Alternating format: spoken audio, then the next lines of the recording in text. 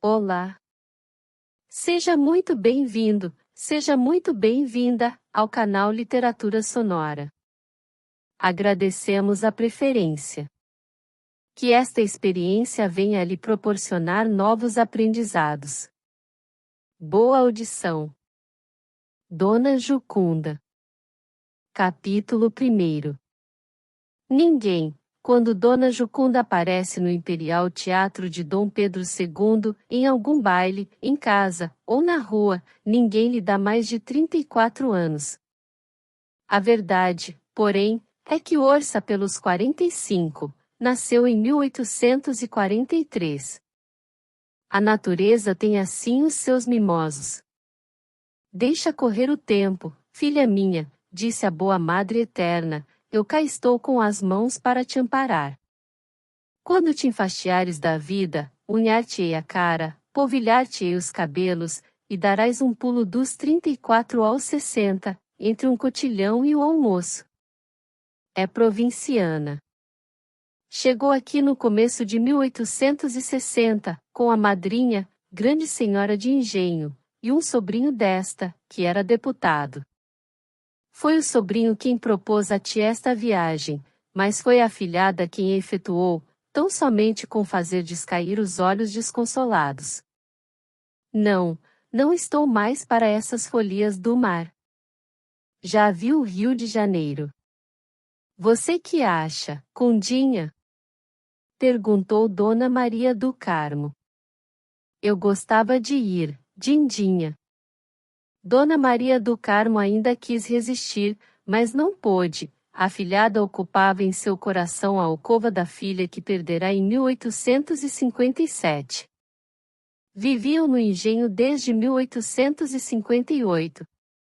O pai de Jucunda, barbeiro de ofício, residia na vila, onde fora vereador e juiz de paz. Quando a ilustre comadre lhe pediu a filha, não hesitou um instante, consentiu entregar-lhe para benefício de todos. Ficou com a outra filha, Raimunda. Jucunda e Raimunda eram gêmeas, circunstância que sugeriu ao pai a ideia de lhes dar nomes consoantes.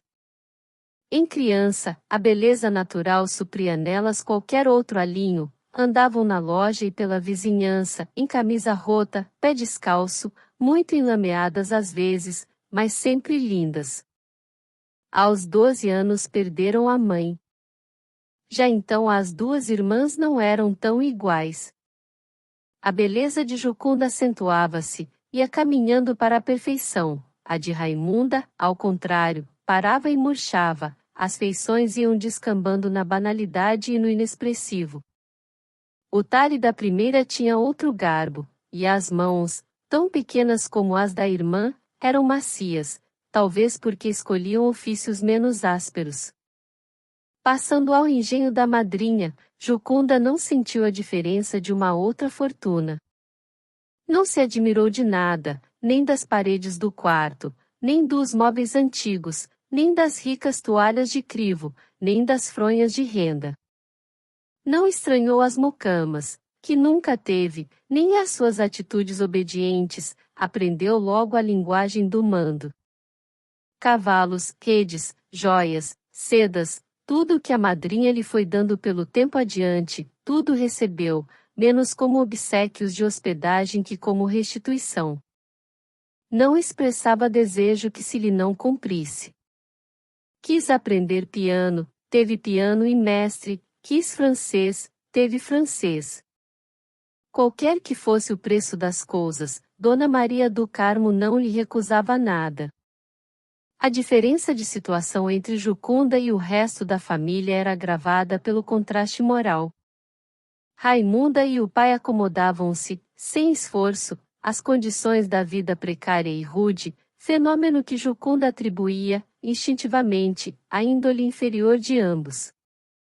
Pai e irmã, entretanto, achavam natural que a outra subisse a tais alturas, com esta particularidade que o pai tirava orgulho da elevação da filha, enquanto que Raimunda nem conhecia esse sentimento, deixava-se estar na humildade ignorante. De gêmeas que eram, e criadas juntas, sentiam-se agora filhas do mesmo pai, um grande senhor de engenho, por exemplo, que houvera Raimunda em alguma agregada da casa. Leitor, não há dificuldade em explicar essas coisas. São desacordos possíveis entre a pessoa e o meio, que os acontecimentos retificam, ou deixam subsistir até que os dois se acomodem. Há também naturezas rebeldes à elevação da fortuna. Vi atribuir à rainha Cristina esta explosão de cólera contra o famoso esparteiro. Fichte duque, fichte grande de Espanha, nunca te pude fazer fidalgo. Não respondo pela veracidade da anedota, afirmo só que a bela Jucunda nunca poderia ouvir a madrinha alguma coisa que com isso se parecesse. Capítulo 2. Sabe quem vai casar? Perguntou Jucunda à madrinha, depois de lhe beijar a mão. Na véspera, estando a calçar as luvas para ir ao teatro provisório, receberá cartas do pai e da irmã, deixou-as no toucador, para ler quando voltasse. Mas voltou tarde, e com tal sono, que esqueceu as cartas. Agora de manhã, ao sair do banho, vestida para o almoço, é que as pôde ler. Esperava que fossem como de costume, triviais e queixosas. Triviais seriam, mas havia a novidade do casamento da irmã com um alferes, chamado Getulino. Getulino de quê? Perguntou Dona Maria do Carmo. Getulino. Não me lembro, parece que é Amarante, ou Cavalcante. Não. Cavalcante não é, parece que é mesmo Amarante. Logo vejo. Não tenho ideia de semelhante alferes. Há de ser gente nova. 4 anos. Murmurou a madrinha. Se eu era capaz de imaginar que ficaria aqui tanto tempo fora de minha casa. Mas a senhora está dentro de sua casa, replicou a afilhada dando-lhe um beijo. Dona Maria do Carmo sorriu. A casa era um velho palacete restaurado, no centro de uma grande chácara, bairro do Engenho Velho. Dona Maria do Carmo tinha querido voltar à província, no prazo marcado, novembro de 1860, mas a afilhada obteve a estação de Petrópolis, iriam em março de 1861. Março chegou, foi-se embora, e voltou ainda 2 vezes, sem que elas abalassem daqui. Estamos agora em agosto de 1863. Jucunda tem 20 anos. Ao almoço, falaram do espetáculo da véspera e das pessoas que viram no teatro.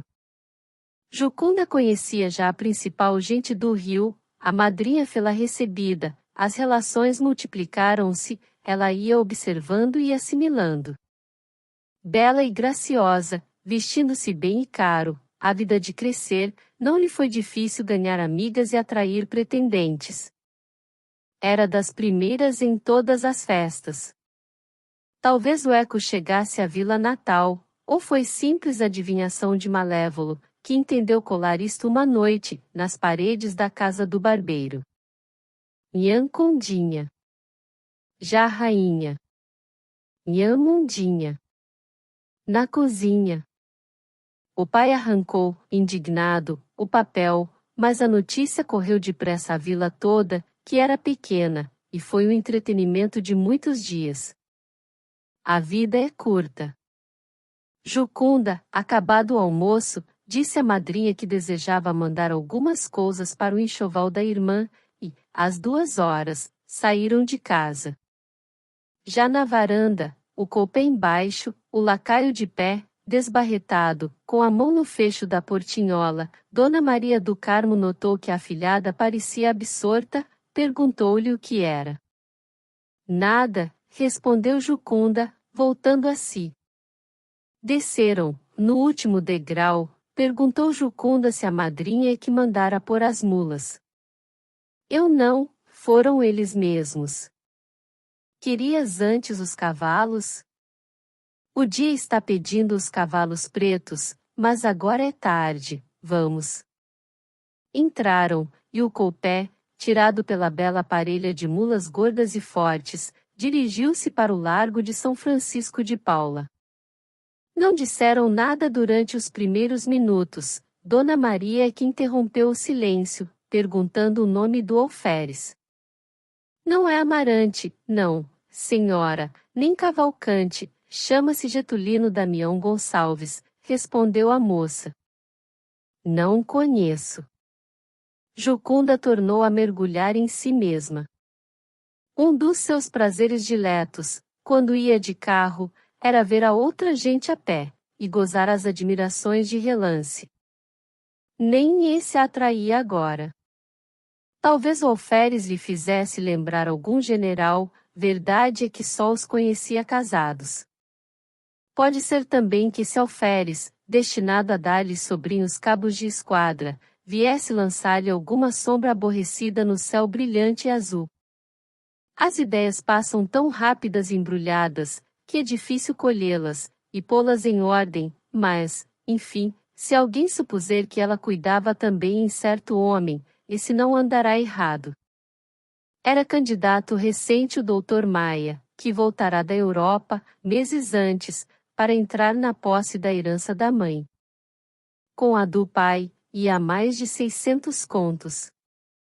A questão do dinheiro era aqui um tanto secundária, porque Jucunda tinha certa herança da madrinha, mas não se há de mandar embora um homem, só porque possui 600 contos, não lhe faltando outras qualidades preciosas de figura e de espírito, um pouco de genealogia, e tal ou qual pontinha de ambição, que ela puxaria em tempo, como se faz às orelhas das crianças preguiçosas. Já havia recusado outros candidatos. De si mesma chegou a sonhar com um senador, posição feita e ministro possível. Aceitou este Maia, mas, gostando ele, e muito, por que é que não acabava de casar? Por quê? Eis aí o mais difícil de aventar, amigo leitor. Jocunda não sabia o motivo. Era desses que nascem naqueles escaninhos da alma, em que o dono não penetra, mas penetramos nós outros, contadores de histórias. Creio que se liga à doença do pai. Já estava ferido, na asa, quando ela para cá veio, a moléstia foi crescendo, até fazer-se desenganada.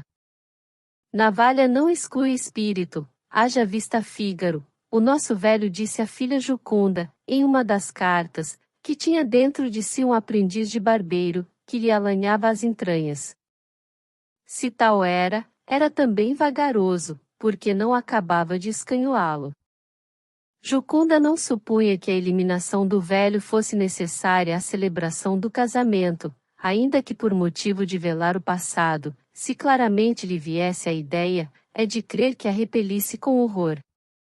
Ao contrário, a ideia que agora mesmo lhe acudia, pouco antes de parar o colpé, é que não era bonito casar, enquanto o pai lá estava curtindo dores.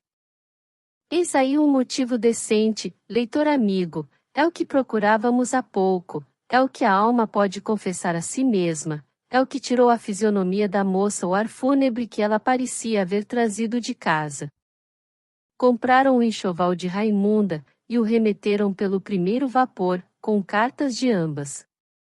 A de Jucunda era mais longa que de costume, falava-lhe do noivo alferes, mas não empregava a palavra cunhado.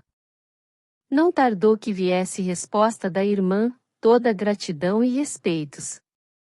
Sobre o pai dizia que ia com os seus achaques velhos, um dia pior, outro melhor, era a opinião do doutor que podia morrer de repente, mas podia também aguentar meses e anos. Jucunda meditou muito sobre a carta. Logo que Maia se lhe declarou, pediu-lhe ela que nada dissessem à madrinha por uns dias, ampliou o prazo a semanas, não podia fazê-lo a meses ou anos. Foi à madrinha, e confiou a situação. Não quisera casar com o pai enfermo, mas, dada a incerteza da cura, era melhor casar logo. Vou escrever a meu pai, e peço-me a mim mesma, disse ela, se Dindim achar que faço bem. Escreveu ao pai, e terminou. Não o convido para vir ao Rio de Janeiro, porque é melhor sarar antes, demais, logo que nos casarmos, lá iremos ter. Quero mostrar a meu marido, desculpe este modo de falar, a vilazinha do meu nascimento, e ver as coisas de que tanto gostei, em criança, o chafariz do Largo, a matriz e o Padre Matos. Ainda vive o Padre Matos? O pai leu a carta com lágrimas, mandou-lhe dizer que sim, que podia casar, que não vinha por andar achacado, mais longe que pudesse. Mundinha exagerou muito, disse Jucunda à madrinha. Quem escreve assim, não está para morrer. Tinha proposto o casamento à capucha, por causa do pai, mas o tom da carta fê-la aceitar o plano de Dona Maria do Carmo e as bodas foram de estrondo. Talvez a proposta não lhe viesse da alma. Casaram-se pouco tempo depois. Jucunda viu mais de um dignitário do estado inclinar-se diante dela, e dar-lhe o parabéns. Os mais célebres colos da cidade fizeram-lhe corte. Equipagens ricas, cavalos briosos, atirando as patas com vagar e graça, pela chácara dentro, muitas librés particulares, flores, luzes, fora, na rua, a multidão olhando. Monsenhor Tavares, membro influente do cabido, celebrou o casamento. Jucunda via tudo através de um véu mágico, tecido de ar e de sonho, conversações, música, danças, tudo era como uma longa melodia, vaga e remota, ou próxima e branda, que lhe tomava o coração, e pela primeira vez a fazia estupefata diante de alguma coisa deste mundo. Capítulo 3. Dona Maria do Carmo não alcançou que os recém-casados ficassem morando com ela. Jucunda desejava-o, mas o marido achou que não. Tinham casa na mesma rua, perto da madrinha, e assim viviam juntos e separados. De verão iam os três para Petrópolis, onde residiam debaixo do mesmo teto. Extinta a melodia, secas as rosas, passados os primeiros dias do noivado, Jucunda pôde tomar pé no recente tumulto, e achou-se grande senhora. Já não era só afilhada de Dona Maria do Carmo, e sua provável herdeira, tinha agora o prestígio do marido, o prestígio e o amor. Maia literalmente adorava a mulher, inventava o que a pudesse fazer feliz, e acudia a cumprir-lhe o menor dos seus desejos. Um destes consistiu na série de jantares que deram em Petrópolis, durante uma estação, aos sábados, jantares que ficaram célebres, a flor da cidade ali ia por turmas. Nos dias diplomáticos, Jucunda teve a honra de ver a seu lado, algumas vezes, o internúncio apostólico. Um dia, no Engenho Velho, recebeu Jucunda a notícia da morte do pai. A carta era da irmã, contava-lhe as circunstâncias do caso. O pai nem teve tempo de dizer, ai, Jesus! Caiu da rede abaixo e expirou. Leu a carta sentada. Ficou por algum tempo com o papel na mão, a olhar fixamente, relembrava as coisas da infância e a ternura do pai, saturava bem a alma daqueles dias antigos, despegava-se de si mesma, e acabou levando o lenço aos olhos, com os braços fincados nos joelhos. O marido veio achá-la nessa atitude, e correu para ela. Que é que tem? Perguntou-lhe. Jucunda, sobressaltada, ergueu os olhos para ele, estavam úmidos, não disse nada. Que foi? Insistiu o marido. Morreu meu pai, respondeu ela. Maia pôs um joelho no chão, pegou-a pela cintura e conchegou-a ao peito, ela escondeu a cara no ombro do marido, e foi então que as lágrimas romperam mais grossas. Vamos, sossegue. Olhe o seu estado. Jucunda estava grávida. A advertência fê-la erguer de pronto a cabeça, e enxugar os olhos, a carta, envolvida no lenço, foi esconder no bolso a ruim ortografia da irmã e outros pormenores. Maia sentou-se na poltrona, com uma das mãos da mulher entre as suas. Olhando para o chão, viu um papel impresso, trecho de jornal, apanhou e leu, era a notícia da morte do sogro, que Jucunda não vira cair de dentro da carta. Quando acabou de ler, deu com a mulher, pálida e ansiosa. Esta tirou-lhe o papel e leu também. Com pouco se aquietou. Viu que a notícia apontava tão somente a vida política do pai, e concluía dizendo que este era o modelo dos varões que sacrificam tudo à grandeza local, não fora isso, e o seu nome, como o de outros, menos virtuosos e capazes, ecoaria pelo país inteiro. Vamos, descansa, qualquer abalo pode fazer-te mal. Não houve abalo, mas, à vista do estado de Jucunda, a missa por alma do pai foi dita na capela da madrinha, só para os parentes. Chegado o tempo, nasceu o filho esperado, robusto como o pai, e belo como a mãe. Esse primeiro e único fruto, parece que veio ao mundo menos para aumentar a família, que para dar às graças pessoais de Jucunda o definitivo toque. Com efeito, poucos meses depois, Jucunda atingia o grau de beleza que conservou por muitos anos. A maternidade realçava a feminidade. Só uma sombra empanou o céu daquele casal. Foi pelos fins de 1866. Jucunda estava a mirar o filho dormindo, quando lhe vieram dizer que uma senhora a procurava. Não disse quem é? Não disse, não, senhora. Bem vestida? Não, senhora, é assim meia esquisita, muito magra. Jucunda olhou para o espelho e desceu. Embaixo, reiterou algumas ordens, depois, pisando rijo e farfalhando as saias, foi ter com a visita. Quando entrou na sala de espera, viu uma mulher de pé, magra, amarelada, envolvida em um xale velho e escuro, sem luvas nem chapéu. Ficou por alguns instantes calada, esperando, a outra rompeu o silêncio, era Raimunda. Não me conhece, Condinha? Antes que acabasse, já a irmã a reconhecera. Jucunda caminhou para ela, abraçou-a, fê-la sentar-se, admirou-se de a ver aqui, sem saber de nada, a última carta recebida era já de muito tempo, quando chegará? Há 5 meses, Getulino foi para a guerra, como sabe, eu vim depois, para ver se podia. Falava com humildade e a medo, baixando os olhos a miúdo. Antes de vir a irmã, estivera mirando a sala, que cuidou ser a principal da casa, tinha receio de macular a palhinha do chão. Todas as galanterias da parede e da mesa central, os filetes de ouro de um quadro, cadeiras, tudo lhe pareciam riquezas do outro mundo. Já antes de entrar, ficará por algum tempo a contemplar a casa, tão grande e tão rica. Contou à irmã que perderá o filho, ainda na província, agora viera com a ideia de seguir para o Paraguai, ou para onde estivesse mais perto do marido.